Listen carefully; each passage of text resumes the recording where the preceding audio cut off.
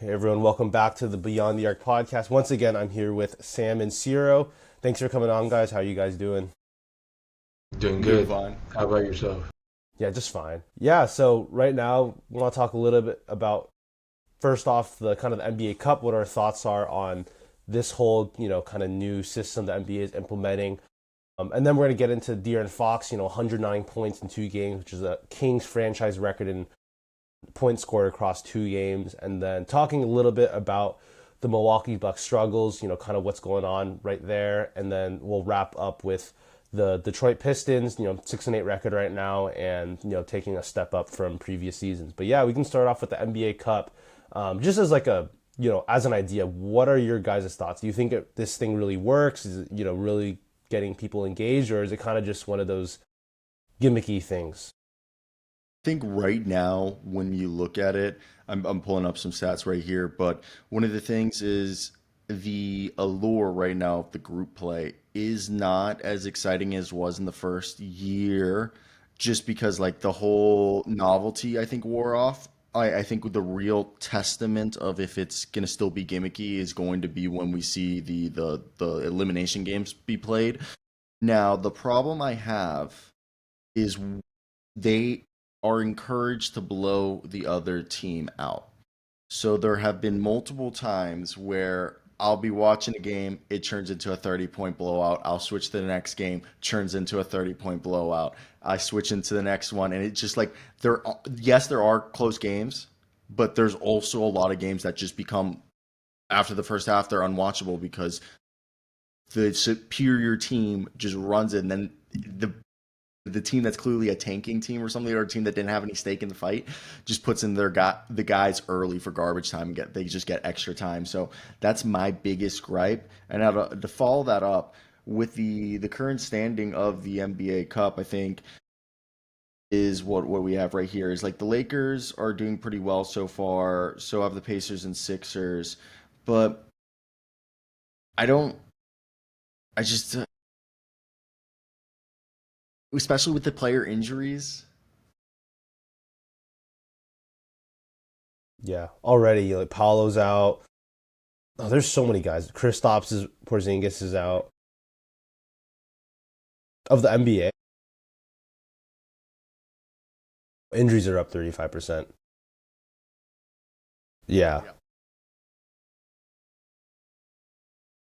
yeah. Sam, what do you think Um, of it? the NBA Cup is, yeah, I agree. It's kind of last year was more intriguing just because it was new, but um, I think when you watch them play though, like players are actually playing harder. Like obviously with talent and stuff, that's a different story, but it's just they care more because they want the money, So that's a good thing, and especially this time of the year when most fans don't care about basketball, they're just watching football or whatever. I think we just gotta if we check in again maybe after they figure out the seating and stuff going to maybe it'll be more intriguing for now and like when you mentioned the blowout stuff like how they're trying to the team that's down is always still playing hard like they're trying to cut the deficit because it matters and stuff with the cup and stuff. I think that's better than if it's a blowout then I'm just not gonna pay attention but like if they're playing hard still like I might if it's the only game on I'll have it on just to see what's like I don't know if you guys saw the Memphis Golden State game uh, on Friday. It was like pretty much like a 25 point, and it got down to like seven, just because Memphis was still playing hard. I mean, it's better than having a blowout and just having a bunch of 14, 15 guys on the court and stuff. So I guess that's a good thing, but overall, I guess like it's it's November, so even to have people caring about it is a good people talking about it is a good thing. Yeah, yeah. I just feel like maybe this year the injuries are kind of killing it for me. I'm just like, do you just tune in certain games like, oh, this guy's not playing, this guy's not playing? It's just like, how much are you actually getting from this? Unless you're just trying to watch some more like fringe, younger players, kind of assess them.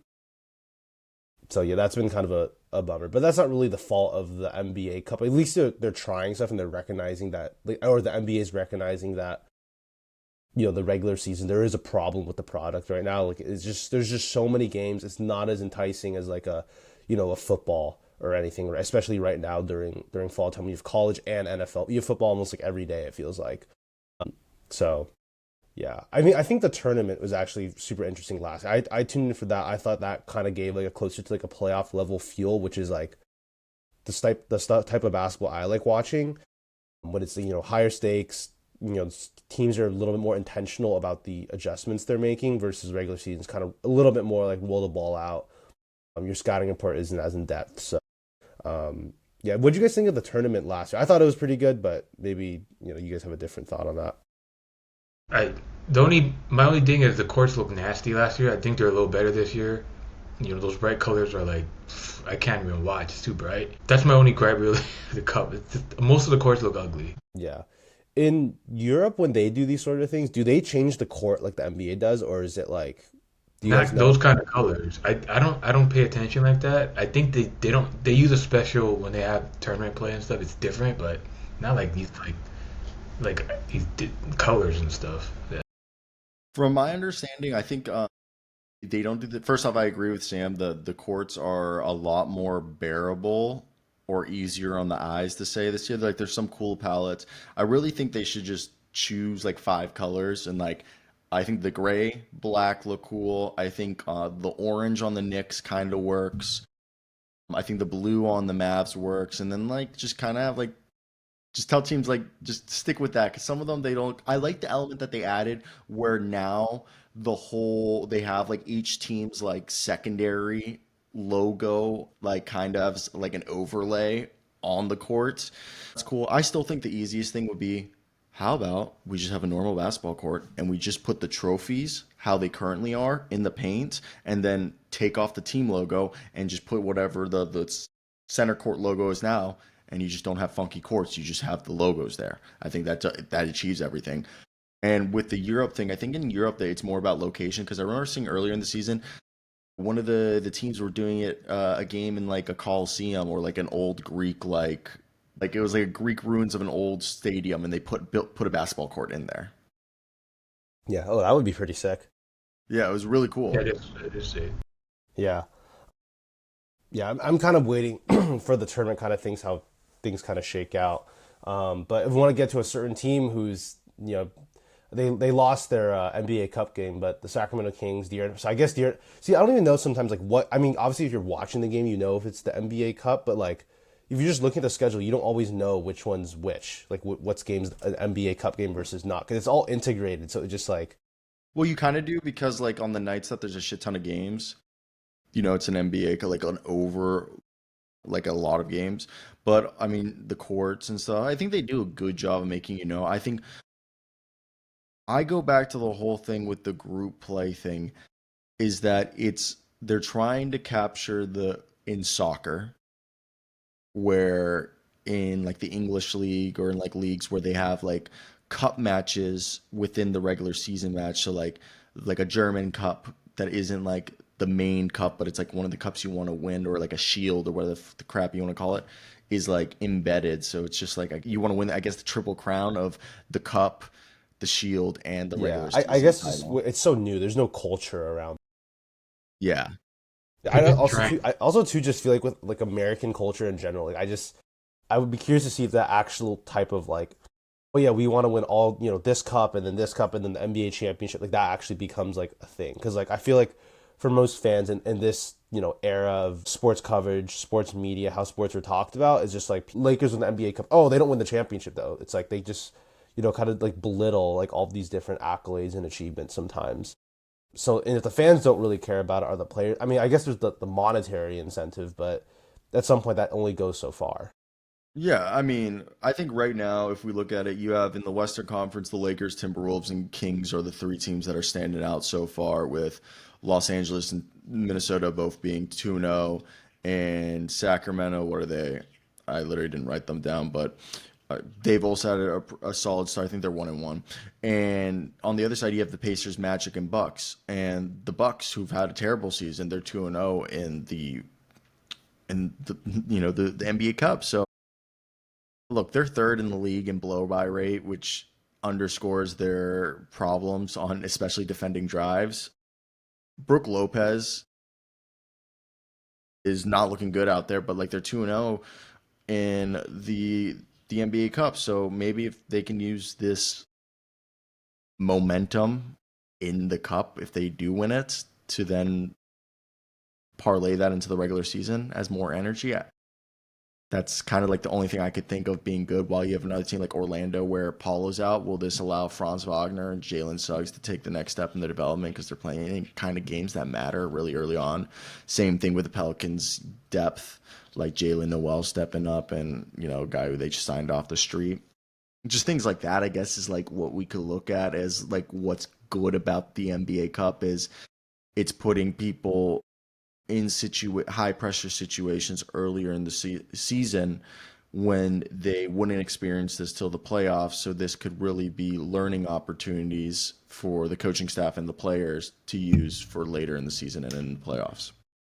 That's true. Yeah, a good time of experimentation, a little bit higher stakes game when teams care a little bit more about winning. Nice. Yeah, and yeah, nice fantasy football, or you asshole. No, that's the ESPN notification. But I have the ESPN fantasy football, so it makes that sound too. It's But like the draft. That's like the draft sound, right? draft, yeah, Yeah. yeah. But yeah, no, that's so yeah, that's my whole thing. I think it's a good time, especially with the injuries happening. It's putting guys you wouldn't normally see in situations early. So, like you said, the experimentation. I think that's the one, I guess, silver linings that even if this isn't going to change viewership or anything, is that like, hey, we know what Jeremiah Robinson Earl and Jalen Noel can do if people get hurt. Yeah, but like the regular fan doesn't care about that. Only like us three care about that.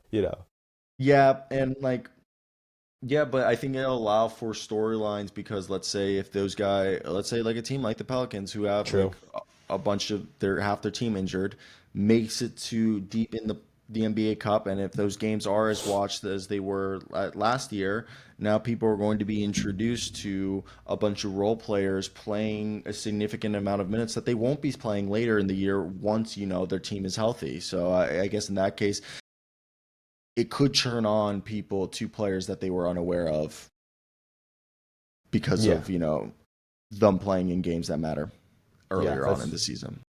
that's true. Yeah, you touched on the Bucks. Before we get that, I want to talk about the De'Aaron Fox and what he's done these past two games. Yeah, I mean he was just frying these past two, 109 points in two games, which is a Kings franchise record for most points scored in two consecutive games.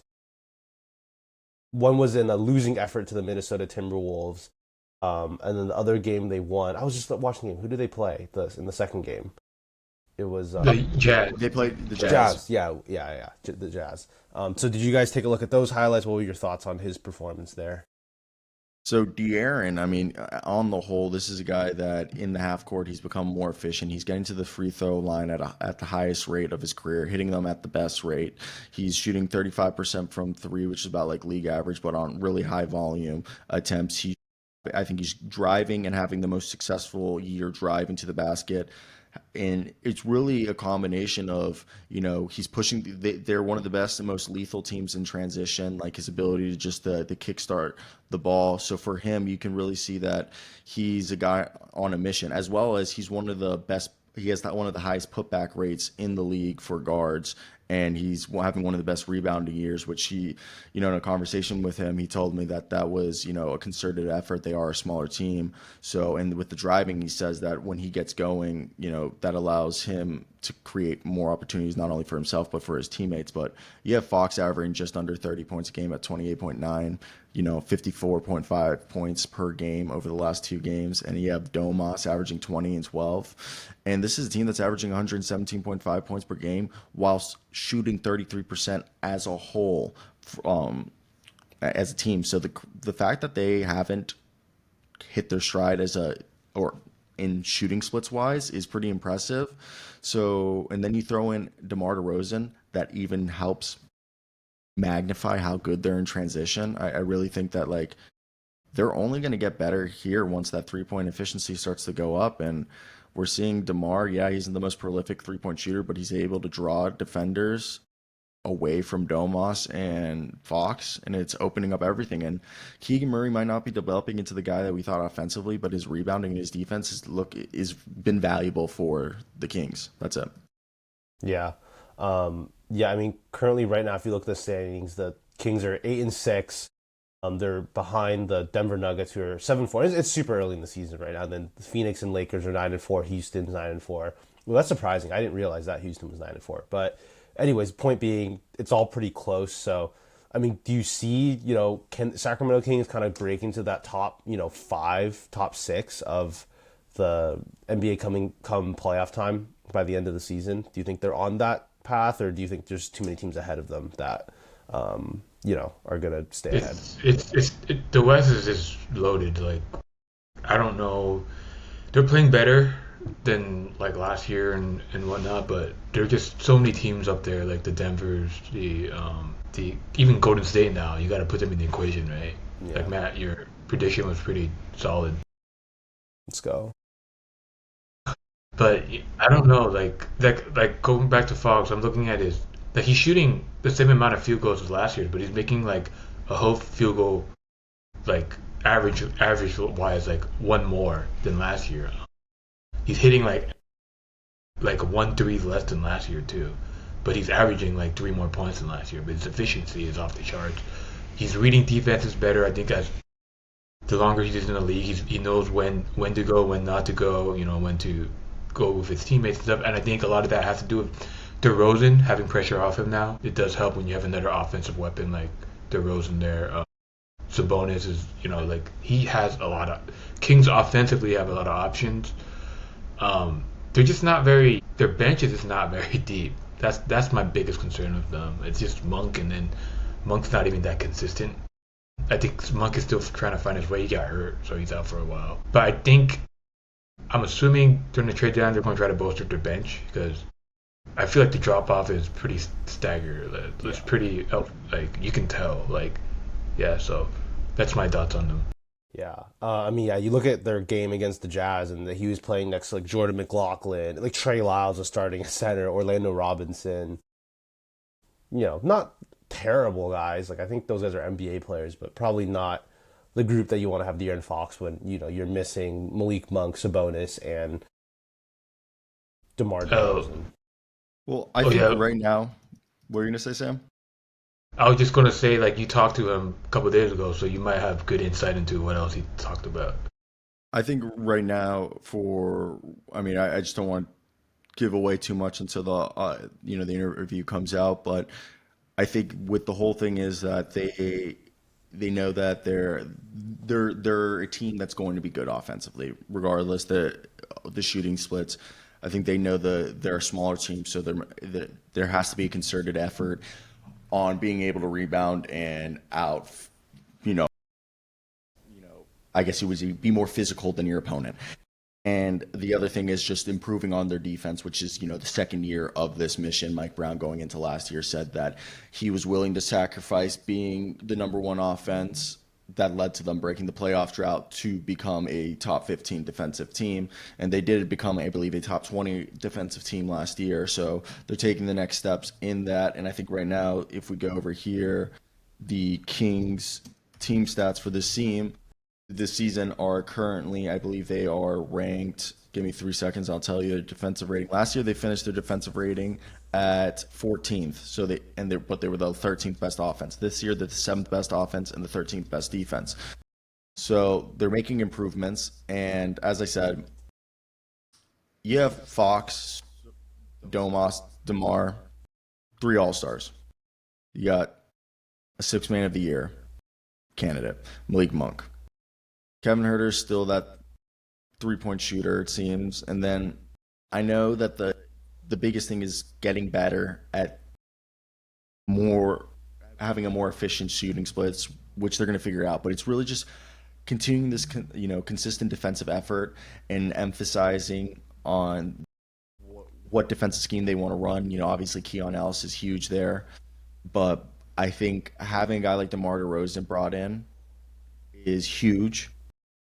And I think one of the things to keep an eye out to watch, if this team is truly going to be a contender, if they want to make some noise, and if they believe that this year is as wide open as some people are making it seem, they are going to have to decide at the deadline if a player that they do believe becomes available that could take them to the next step, are they willing to part ways with Keegan Murray? Hypothetically, let's say if Kyle Kuzma was available and they said, hey, give us, I think to make the money work, it would be like Keegan and Kevin Herter packaged. Would they do that? And does that make them a better team? I don't even know if that makes them better. That's for what I'm like saying. for their play style. Because Kuzma, I haven't even thought of Kyle Kuzma for a minute because I just have No, no. not watched the Washington Wizards. But anyways, like You get the whole purpose. I'm sure, saying yeah, that I that get was the purpose. Yeah, I don't he know was about just that a fit, but yeah, yeah. Any player, put any player, but like let's say if someone does become available, okay, that you think is going out. Maybe let's say if they're offering the Nets are offering, Dorian Finney-Smith and Cam Thomas yeah, for Keegan Murray and Kevin Herter. Do you take that two-way player and then another six-man They're scorer off not. the? The Kings are not gonna trade him. I know I'm just making Yeah. hypotheticals, but like Yeah. if we're saying that they believe, I think you have to decide because this team only has a small window. yeah, Yeah. Okay, so if we get to the deadline and they're a top six seed and they feel like, hey, like this is really wide open, I don't really know what players are going to be available besides players on the Blazers and the Wizards, or I guess, the Bulls. So, and the yeah. Nets. They just need someone at the two. Like they just need like a two guard, like a defense, like a two-way two guard, because that's their problem. They don't have. How do you improve that though? Like the only trade chip you realistically have is a package of Herter and Keegan, right? Because you Yeah, traded pretty Avion. much. Yeah. I'm trying to scour my brain rest, see if I can think of someone that could fit in for them, but yeah, But obviously I everyone think, kind of wants those type of players. and I think like Yeah, if this I agree. team Talking they about the run it Derek back White. next year, and if they don't do anything after next year, they blow it up. So you have to maximize. You have to decide if I you mean, maximize it this year. remember last year there was talk about them going after Siakam in the Keegan Murray package, and then Kings were like, "No, we're not trading Keegan." So What's I'm really weird? assuming they're not. That was like a thing last year. I know, and you remember I brought that up to the two guys from the Sacramento media that I was told by one people that the reason why they didn't want they that the Kings didn't want Pascal was because they didn't think Pascal was going to age well, and they didn't want to give him the max, and like they just like kind of looked at each other and just started laughing, and they're like, "Oh, that'd be like a dumb reason not to trade for somebody," and like didn't really tell me shit, but like they were just like like just very inconspicuous about it. Yeah. I just Yeah, think I about remember that. that. Either way, yeah, they wanted Pascal. I thought the whole thing was they wanted Pascal and OG, but they wouldn't give up For Keegan in the trade talks. I think it was. there's no way they can get both of them for just like a Keegan type I though. think they wanted both. Yeah, Well, that's yeah. Yeah, that's what I'm saying. I didn't think it out. I never said they were gonna get it. I said they wanted. Yeah. that's like when that you just gotta put the phone down. When But someone's like, yeah, well, again, going back to this whole thing, is Zach Levine which they can't even afford. Who would like if they are again in a position to be a top six seed and they think like, hey, we want to make a run for it, kind of like how the Pacers did last year, getting Pascal. Who is their Pascal Siakam, realistically? Jeremy Grant. I mean, wait, unless you who? move DeRozan to the two, then your defense is even worse. I feel like because I don't think they want Fox guarding on the ball with his That's why they have offensive load. Keon Ellis. Well, Keon Ellis is he's off the bench now, right? Yeah, he only played 10 minutes. I mean, he's been playing like 20 plus before that, but like his offense is just It's the hasn't been offense I was great. He about to just say. can't Yeah, hit shots consistently. Yeah. he's basically like a shorter Derek Jones Jr. Like when he was on the Heat, Jesus. whereas like they just put him in as a specialist because they're like, bro, we just can't have you out there. Yeah, I'm trying to just Yeah, rack we my don't brain have for it. anyone who could. I thought Like, be a Colby good fit. Jones was going to be like Josh Hart 2.0, and that just has not Well, happened. the thing too is they have Devin Carter. They're still waiting on him. I don't know as a True. rookie how much he can contribute. Bro, he's coming back from what seems like major shoulder Yeah, surgery. but he's gonna come back soon though. I Is it believe. on his shooting arm? If it's on his shooting arm, I have even less confidence. He I would believe actually be it a is. good fit because like He's De'Aaron Derek is White. De'Aaron like can kind of could guard twos. Like he's big enough because he's like Yeah. he's We're a not going to bigger, sit here and say a bigger point rookie guard. is the missing But he's a piece. rookie too. That's the problem. I know, He's yeah. not gonna play much this He year. does fit what they need in terms of like a point of attack defender, and he does play hard too. So Yeah, yeah, I'm just trying to think of anyone, but I yeah. would not mind having DeMar DeRozan at the two guard spot if I would you for found. defensive reasons.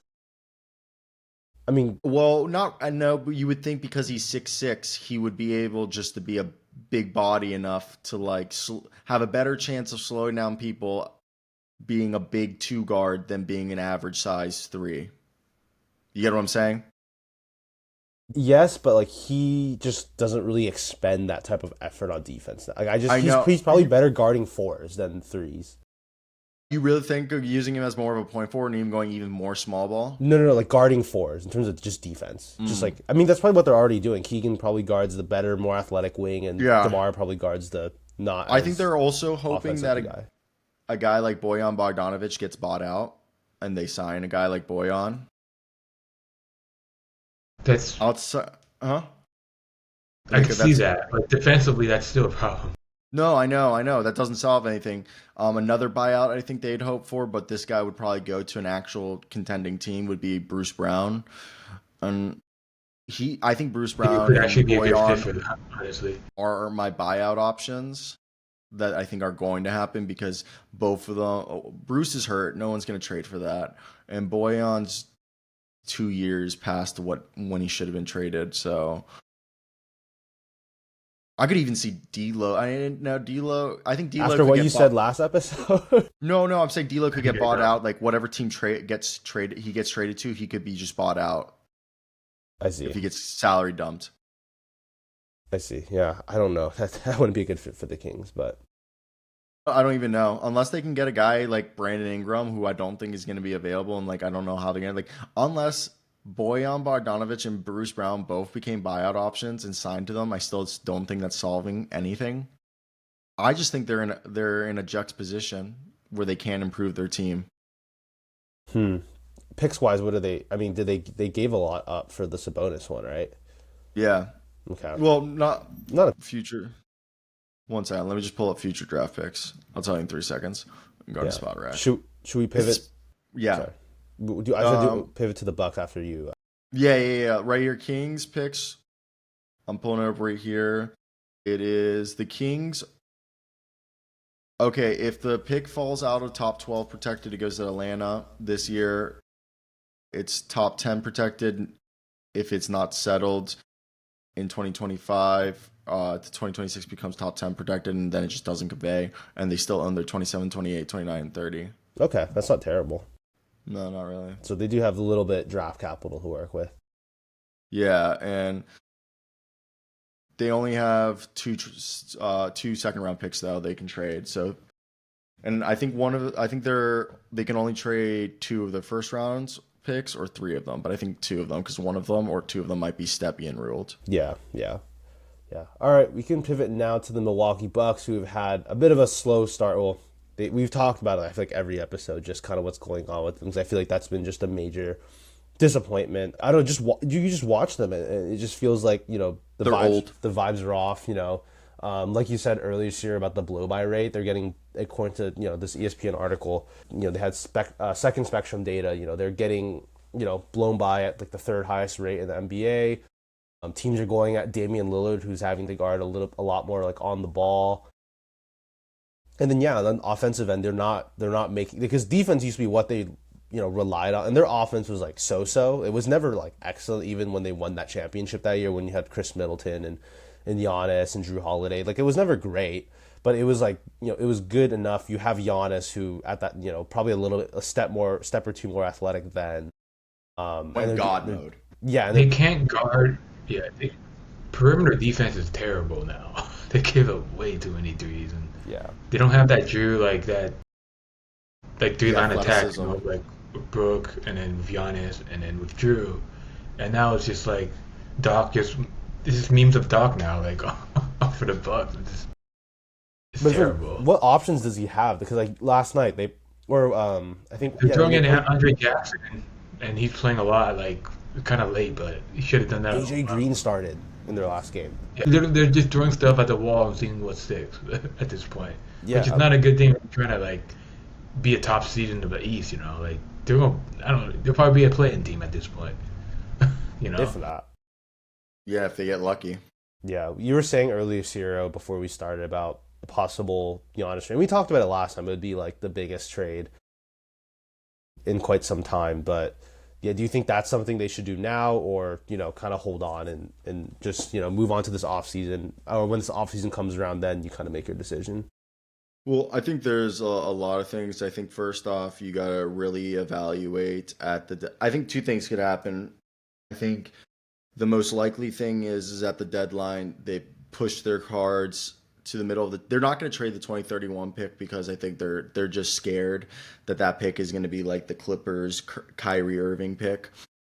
So they don't want to trade that. And I think a large problem first goes to Doc Rivers. What if you look at Doc Rivers teams, more than half of them were bad defensive teams. They were not in the top 10 or even top 15 of defensive ratings. And look, this is a team that you look at Brook Lopez, he looks like an old man, a guy who's being forced into a high number of on ball screen assignments, and he's being left to these challenging matchups and being compromised at the rim whenever he drops drop coverage because he's just looking so stiff. And it goes then onto the offensive side that I think this is where I'm telling you, you got to push the cards to the table and try to find something to work. And then this goes back to the Sacramento Kings conversation we just had. What, you're going to call up the Brooklyn Nets, the Portland Trailblazers, the Washington Wizards? You see those rosters. Who on that roster? I've said it. You're Chris Middleton for Jeremy Grant. Like, that's the best deal you got out there right now. And I don't even think that solves that. Go out and sign Dennis Smith Jr. or something, or bring some defense. On offense, the big problem is you got Dame Lillard and Giannis Antetokounmpo, which was supposed to be like the world's most dominant pick and roll, which should just be what they run 100 times, like the Washington Wizards did with Scott Brooks and Robin Lopez, Alex Lynn, and Daniel Gafford with Russell Westbrook that one season.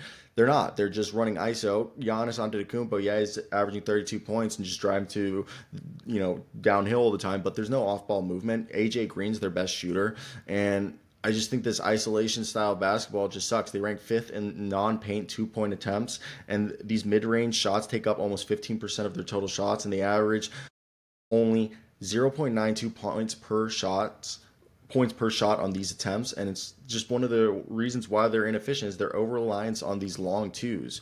So Brook Lopez just looks old. Chris Middleton's nowhere to be seen. They should have moved on from him this offseason. Bobby Portis is awesome, but he's just a defensive liability, so they can't put him out there, and he's not even having that great of a season. And I'm a big Bobby Portis fan, so really Bobby Portis might be their only trade chip in terms of being valuable for another team that people would have interest in. So, and then Pat Connaughton, a guy who's a freak athlete, isn't there anymore in terms of athleticism. So you look at this, I really think Doc Rivers is a guy who wasn't the type of coach to bring in to maximize the capabilities of this team. So because he's not maximizing Giannis's open court ability, he's not maximizing Damian Lillard's pick and roll and 3-point shooting ability. They're running ISO, and I think their defense, they probably could maybe go a bit more switch heavy or zone based to just limit the strain on Lopez. Maybe find ways to increase ball movement and get Dame off ball a bit more, and then just find ways for their shooters like AJ Green and Andre Jackson and Pat Connaughton and whoever else you want to classify on a shooter on this team, just to shoot more threes and stop taking mid-range twos. But I think this again is all of a result of Doc Rivers being the coach, because they're not coaching a faster pace offense that would generate easier scoring opportunities, especially if they moved quicker on transition, and it goes back to them being old. So now the whole long-winded saying thing, I think two things happen. The most likely thing that happens is they push the cards to the table and they try to find a move, maybe trade Bobby Portis, Chris Middleton, Brook Lopez, just try to get younger. I don't know how. I don't know who you're going to go out. You can throw trades on the wall and see what fucking sticks. Because if it doesn't work, you got to probably blow it up this offseason or next year. I think worst case scenario, either this deadline or this offseason or sometime next season, we see a Brooklyn Nets style trade. How we saw out of nowhere, just one day to the next, just Kevin Durant and Kyrie just get traded. I just kind of think that's how Dame and Giannis would just be traded. It'd be one day to the next, everything just gets put together real quick, and then it's just done. Yeah. Before the deadline. Yeah, going into that stat, the non-paint twos stat. So right, it's 14.6% of the time they're taking non-paint twos, which is the shot that now in the NBA that is being heavily discouraged. Right, you see all these different teams now shooting a ton of threes, even more than years past. So that ranks, the fifth highest rate in the NBA, which is not something you want to be high. You don't want to be high in that category. And they're shooting, 0.92 points per shot on these possessions. which actually ranks eighth. So it's like decently efficient. But you know how Synergy has these grades of like, what this actually, what this points per possession, like how it actually grades. It still says poor, even though they're fifth, because that type of shot is just so inefficient that even if you're top 10 in that category, that outcome of the possession is still quote unquote poor. And they're just hitting that. They're just taking those shots at such a frequent rate. I was just watching their game against the Pistons, and they just were not really generating any great shots. Like you said, the ball movement wasn't there. There was no player movement. Like in the first quarter, I watched Giannis take like 3-4 mid-range jumpers, which is like not what you want to see. He's not getting all the way to the basket. They're not generating good shots. And then defensively, they're letting the Detroit Pistons kind of, get into the paint, kick out, spray out for threes. Because Detroit actually has some like playable guys now and has shooting around Cade. And if the Detroit Pistons can do that too, every team in the NBA is going to be able to do that too. Anyone who you play like a Luka Doncic or just any team with a good, like an actual good creator, you're going to get killed. So yeah, I agree with you, Sierra, in terms of I think it's just one of those things people have kind of tuned out and kind of just are playing. They're not, there's not really a fight or a want at that point. And kind of to solve that problem, sometimes you need to drastically shake things up, which I think is needed. And I think this is the last thing before we move on is Doc Rivers. I think there's a lot of people who don't want to be there. I think Dame didn't want to be in Milwaukee ever. And he wanted to be in Miami, and he sent him to the opposite place that is Miami, like the most opposite place. And Dame and Giannis aren't friends, like that's very clear.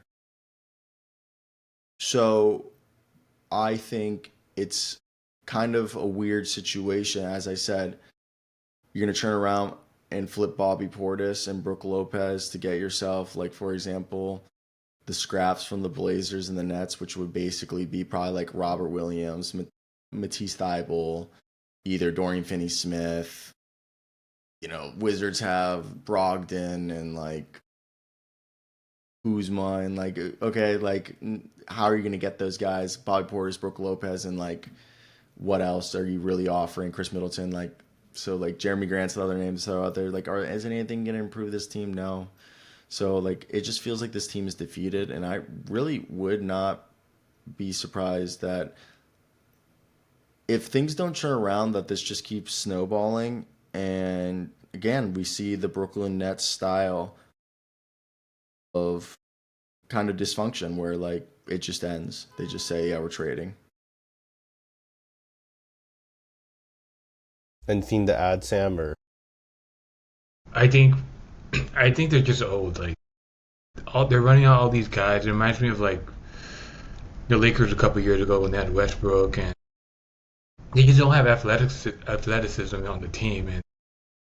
And you look at the coaches now. You got Doc, and then you got Darvin Ham. Like we know what Darvin is about at this point. Like they just have no offensive like creativity. I think they brought in Sam Cassell too, right?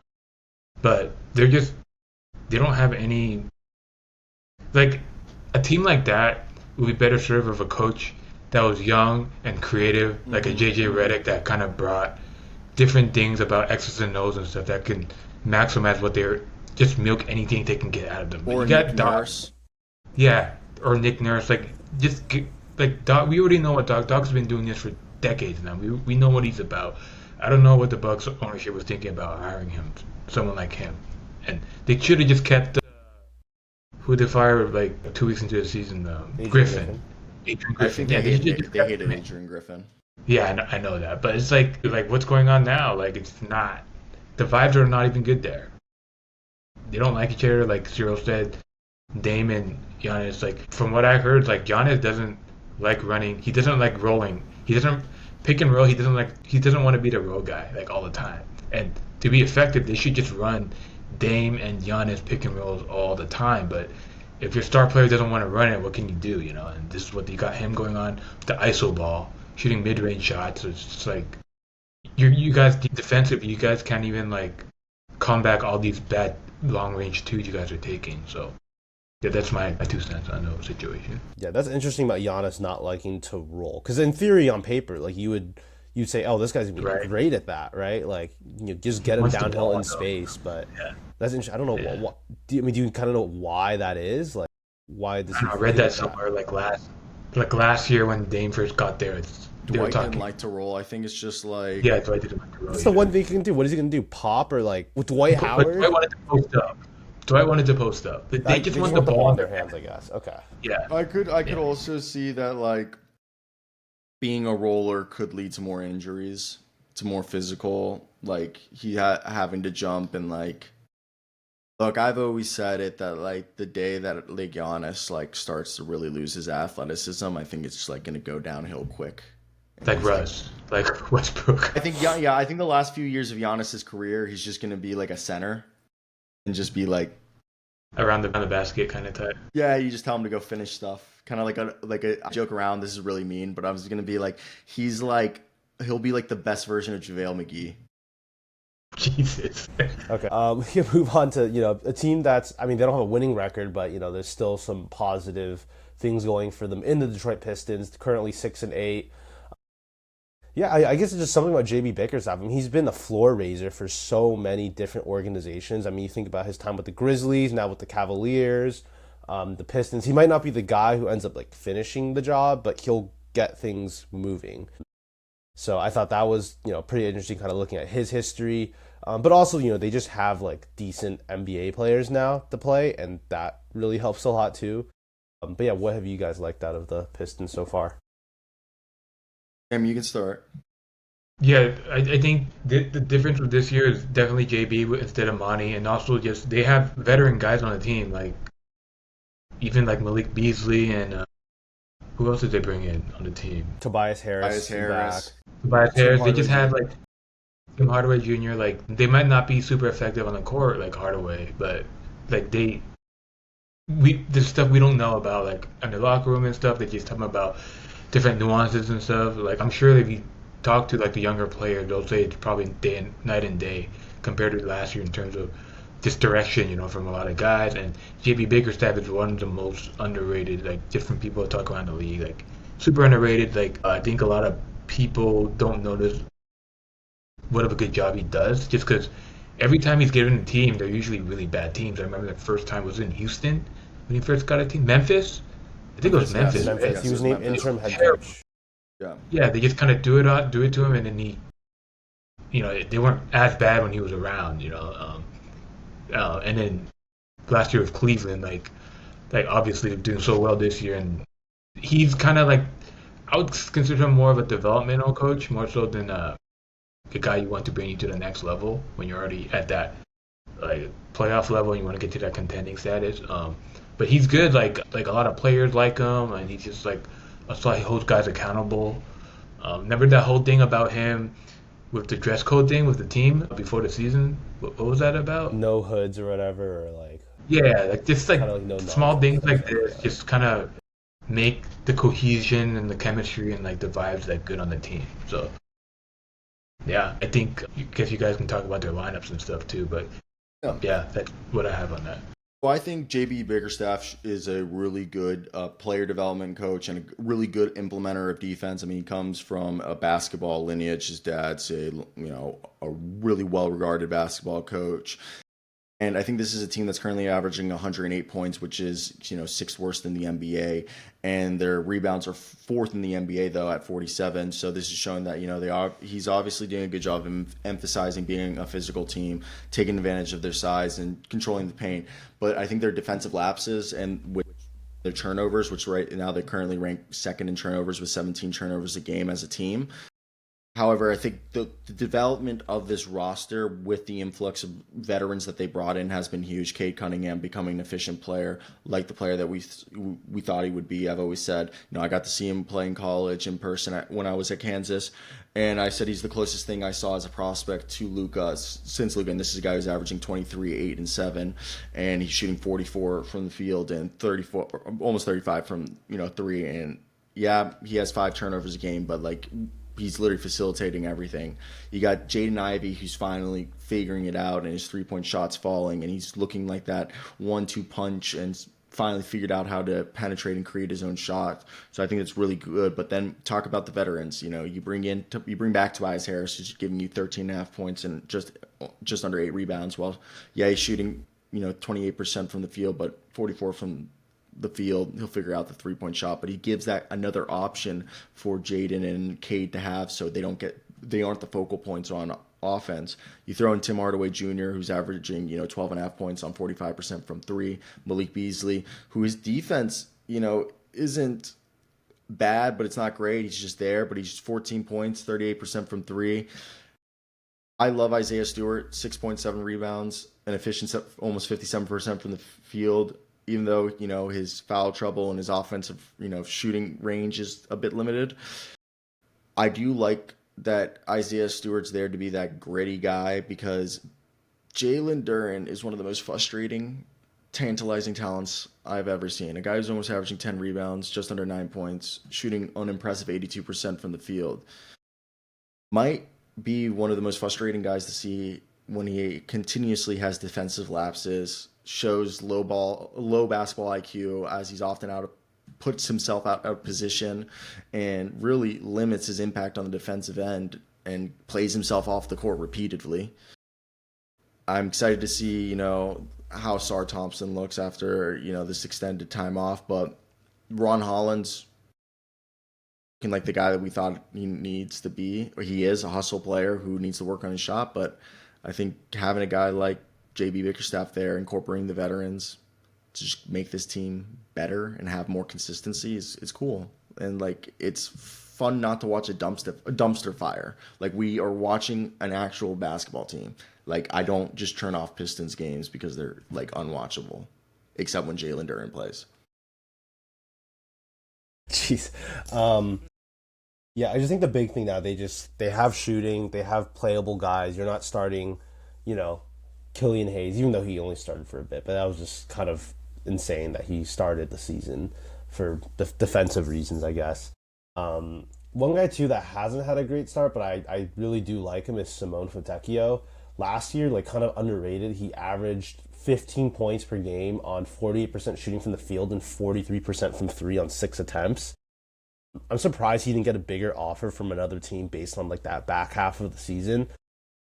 And he hasn't had a great, so he's only averaging 6 points right now, but he's only playing 19, 20 minutes a game right now, and he's not starting, whereas he was last year. So, I mean, Simone. I think if, he can kind of, he's still in the rotation, but, if he becomes another solid piece, I think this team's going to be definitely in that play-in mix from somewhere between, 7 to 10. Yeah, I mean, Simone is a guy actually from the same, he's from my dad's hometown in Italy, and Pescara. But yes, a 6'8", with a 6'10" 3-point shooter, solid. I think he's a guy that could be a trade asset for them, as I wouldn't be surprised when he went into free agency that he did get offers from other teams, but he had a verbal agreement with the Pistons. And now that they're not really playing him, I would not be surprised, because I think his contract that he signed this offseason was a 2-year, $16 million deal. You got a team like the Sixers and the Suns that got guys with, who are also making $8 million a deal, like KJ Martin, Josh Okogie, that they could. I know the Suns can't technically aggregate contract, and not aggregate. They can't trade for matching salaries. They have to trade for less, but you get the point. There are teams out there that wouldn't mind having a Simone Fontecchio, because, like you said, that we know what he can do, which is either what he did for the Jazz is in the first half of the season, or his rookie year, which is just kind of being a floor spacer who plays 14 to 23 minutes a night, or he can be that guy who played 30 minutes a night. So, I think that's for $8 million, it's worth it. Yeah. I mean, looking long-term at this team, right? So right now, they're kind of a positive, good story. They set the record for, or they tied or broke the record for most consecutive losses in a game, or losses in a season. They broke it, right? They broke it. Right? Yeah. I guess long term is just hey, how do they go from here? How do they capitalize on this momentum? Is the group they have right now, where it's Jalen Duren, Jaden Ivey, Cade, Asar Thompson, is that enough? Is that enough for them to, get back into playoff relevancy? Or is it, they still need to, get the right pieces around Cade, or is even Cade the right guy? I think Cade is the right guy. I think Jaden Ivey is fine. I think this is the season, I think at the deadline, you'll see them start to sell young guys that they don't think are players that they don't see as the future. So I think that's going to be a combination of taking on one expiring contracts and basically like flipping people, and then going into next offseason and bringing in more free agents, and then just maximizing the roster by using the picks that they acquire and stuff. But basically, I think they've realized that Cunningham and Ivy are the guys that they probably want to keep long term. Seems like they like Tobias there, maybe. Isaiah Stewart has a lot of value around the league, so I think they're trying to decide is keep him or trade him. But I see guys like Simone Fontecchio, Jalen Duren more than likely on their way out. I would not be surprised if Tim Hardaway Jr. and Malik Beasley are both guys that, and Simone Fontecchio are all guys that contending teams look for. And I think then they just I think they play well until the deadline, and then after the deadline they'll just pull what the Utah Jazz did the last 2 years and just like let the I don't know if they're going to trade. I think they value Duren more than Stewart. Yeah, Like, I think I so. think they believe in Duren. I think you're just being the Duren hater. Oh, I'm like actually like not kidding, guys. Like I really like Jalen Duren, and I think he's a really efficient player. But you guys He do should not do more, understand, though. and like you can ask any Pistons fan. It's gotten to the point, like, and I can pull up comments in my Pistons videos that like people are like beyond frustrated with Jalen Duren on defense. And if you look at it, what's weird is it's like kind of stagnated in development. It's year 3 and he's still kind of the same guy as he Yeah. was as a rookie. I know he's only 20, but like, and this is his 3rd season, which is freaking crazy. But like, yeah, I think that like, I don't think they trade him this year, but if they feel like next year they're going to be a playoff team and they don't want to pay him, or if he like wants a max What is when did they have to do that rookie extension thing with him? It's next like year, this offseason, next it's year. coming. Then yeah. Yeah. So I think either, unless they already know by the deadline, I would not be surprised if like, yeah, like this is an important year for Duren, and let's just say defensively he's not playing up the par.